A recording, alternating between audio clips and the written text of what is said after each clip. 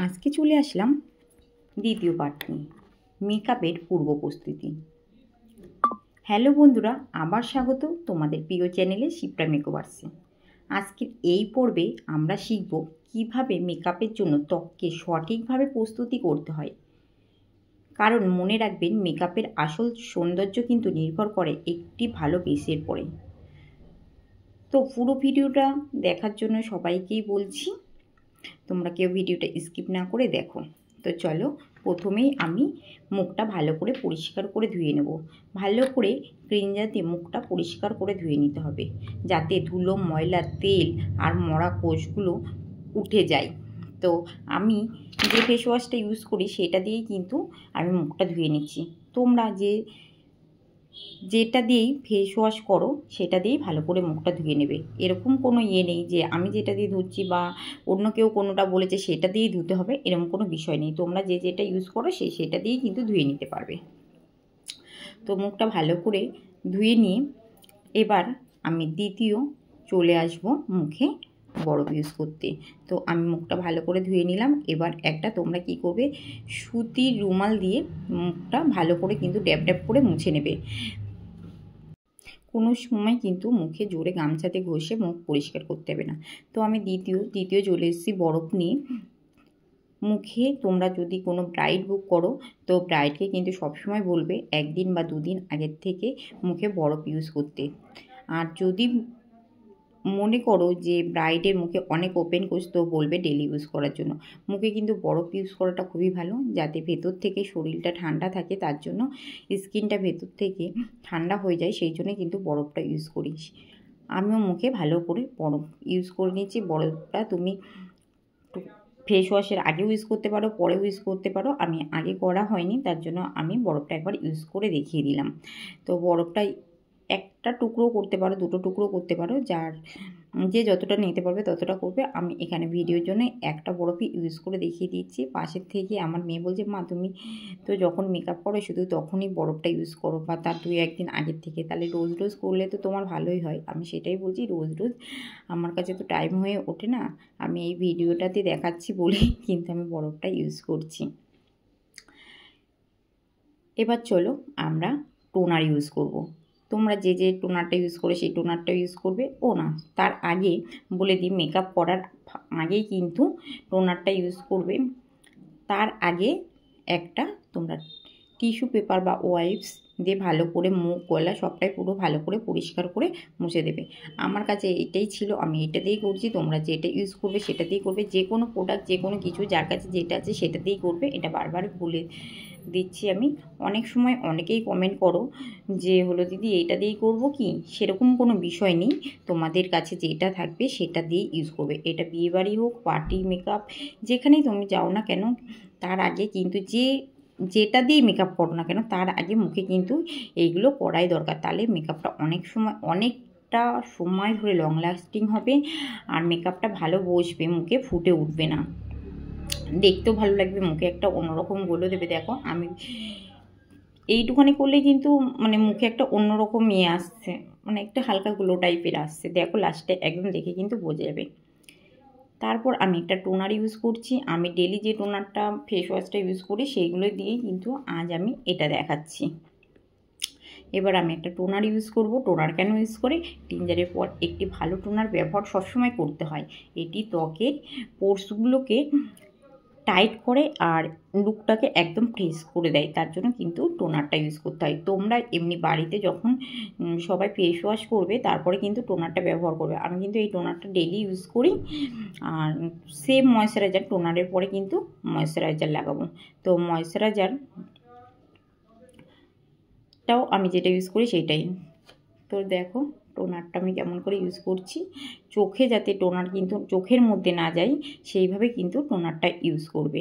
আমি অনেকেই পারে চোখে হাত দিয়ে, আমি একা পারি না, চোখটুকু বাদ দিয়ে কিন্তু সবসময় ময়েশ্চারাইজার ইউজ করবে, চোখের মধ্যে যেন স্প্রে না ঢুকে যায়। তা এই টোনারটা কিন্তু হাত দিয়ে করা যায় না। তোমাদের কাছে যদি ছোট পাখা থাকে, পাখাটা সবসময় ক্যারি করবে। আমি পাখাটা এখানে আনতে ভুলে গেছি। আর এটা দেখো ডট অ্যান্ড এইটা আমি এখন নতুন নিয়েছি, এটা এখনও ইউজ করিনি, পরে তোমাদেরকে ইউজ করে দেখাবো। এইটা আমার কাছে রয়েছে, শেষ না হওয়া পর্যন্ত তো আমি করতে পারছি না। আর আমার মেয়ে পেছন থেকে কিছু না কিছু বলেই যাচ্ছে, সেই জন্য আমার ধ্যানটা একটু ওইদিকে চলে যাচ্ছে। তো দ্বিতীয় টোনার ইউজ করছি। টোনার ইউজ করার পরে একটা সিরাম ইউজ করছি। তো সিরামটা তোমরা মেকআপের আগে কেউ দিলেও দিতে পারো বা না দিলেও দিতে পারো, কিন্তু ব্রাইডাল রিসেপশন লুক করতে গেলে টোনারটা মাস্ট দিতেই হবে। ওই জন্য আমি টোনারটা একবার ইউজ করে দেখিয়ে দিলাম। অবশ্যই আমি পার্টি মেকআপে সব কিছুতেই কিন্তু আমি টোনারটা ইউজ করি। টোনারের পরে সিরামটা ইউজ করলাম। তো তারপরে আমি এবারটা ইউজ করছি, টোনারটা ইউজ হয়ে যাওয়ার পরে ময়শ্চারাইজার ইউজ করবে। ময়শ্চারাইজার ত্বককে হাইড্রেটেড রাখতে অবশ্যই কিন্তু ময়শ্চারাইজারটা ব্যবহার করবে, যার ফলে মেকআপ ত্বককে সুন্দরভাবে বসবে এবং ত্বকে দীর্ঘস্থায়ী হবে। মেকআপ মানে চাকলা চাকলা অনেক সময় উঠে যায়, বা হলো তোমার নানান কারণে অসুবিধা হতে পারে, বা অনেক সময় কি হয় ঘামে মেকআপটা গলে পড়ে যাচ্ছে। এই বেসগুলো যদি সুন্দর করে করো তাহলে কিন্তু মুখ থেকে মেকআপটা খাবলা খাবলা উঠবে না। সব সময় মুখের বেস করার আগে মুখের এইগুলো কিন্তু করা খুবই জরুরি। তোমরা কিন্তু বাড়িতে যারা মেকআপ করো তারা অবশ্যই এই টিপসগুলো ফলো করবে। টিপসগুলো ফলো করতে কিন্তু কেউ ভুলো না। আচ্ছা ঠিক আছে, আমার তো টোনারটা ইউজ করা হয়ে গেল। তারপরে আমি সিরাম দিলাম এবং ময়শ্চারাইজার বিষয়েও বলে দিলাম কেন ময়শ্চারাইজার ইউজ করতে হয়। আচ্ছা, এর সঙ্গে আমি আরেকটা কথা বলে দিচ্ছি, যেহেতু আমার এটা দিনের মেকআপ হচ্ছে, দিনের মেকআপে কিন্তু সানস্ক্রিন একদম জরুরি। সানস্ক্রিন কিন্তু লাগাবেই লাগাবে। তো দেখো আমি এই সানস্ক্রিনটা লাগাচ্ছি। দিনে মেকআপের আগে অবশ্যই সানস্ক্রিন মাস্ট লাগাতেই হবে। সূর্যের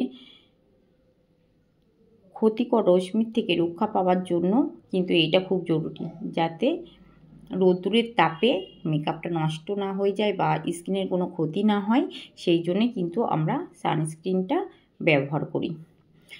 আচ্ছা, সানস্ক্রিনটা আমি ইউজ করছি, এই সানস্ক্রিনটা খুব ভালো। তোমরা যদি কেউ নাম জানতে চাও আমাকে কমেন্টে বলবে, আমি নামটা তোমাদেরকে বলে দেবো। আচ্ছা, সব শেষে তোমরা কিন্তু লিপ বামটা ব্যবহার করতে কেউ ভুলবে না। লিপ বামটা মাস্ট। ঠোঁট ময়শ্চারাইজারকে রাখতে একটু লিপ বাম লাগিয়ে নাও, তাহলে লিপস্টিক আরও সুন্দরভাবে বসবে। তো আমি এখানে একটা ভেজলিনের লিপ বাম ইউজ করছি। তো ভেজলিনের লিপ বামটা খুবই ভালো, আর ঠোঁটটাকে এত সুন্দর এত সফট রাখে, আমি এইটার প্রেমে পড়ে গেছি পুরো। এটা কেউ যদি আমাকে বলে না এইটার বদলে অন্য কিছু ইউজ করো, আমি কিন্তু করতে পারবো না। এইটা সত্যি অসাধারণ একটা লিপ বাম। তো ভিডিওটা কেমন লাগলো অবশ্যই তোমরা কিন্তু বলো, আর এই ছোট ছোট স্টেপগুলো ফলো করে তোমরা মেকআপ করবে, দেখবে সত্যি মেকআপটা অনেকটা টাইম ধরে কিন্তু লং লাস্টিং হবে। চলো আজকের ভিডিওটা এখানেই আমি শেষ করছি, আর আমাকে কেমন লাগছে অবশ্যই কিন্তু তোমরা জানিও। এটা হলো একটা বার্থডেতে গেছিলাম, তার সেই পার্টি লুক ছিল। তো কেমন লাগছে অবশ্যই আমাকে জানিও, আর ভিডিওটা যদি ভালো লেগে থাকে অবশ্যই লাইক করতে, সাবস্ক্রাইব করতে কিন্তু ভুলো না। তোমরা সবাই ভালো থেকো। তৃতীয় পার্ট নিয়ে খুব শিগগিরই চলে আসছি। আর তৃতীয় পার্টে কিন্তু রয়েছে একটা মানে অসাধারণ টিপস, সেই টিপসটা কিন্তু কেউ ভুল করো না।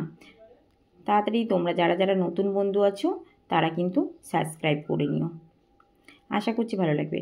আর পরের ভিডিওতে রয়েছে প্রাইমার ও বেস মেকআপ। একদমই কেউ কিন্তু সাবস্ক্রাইব না করে যেও না। এরকম সুন্দর যদি আরও ভিডিও টিপস পেতে চাও অবশ্যই আমাকে জানিও, আমি তোমাদেরকে হেল্প করব। তোমাদের সাথে সবসময় আমি আছি।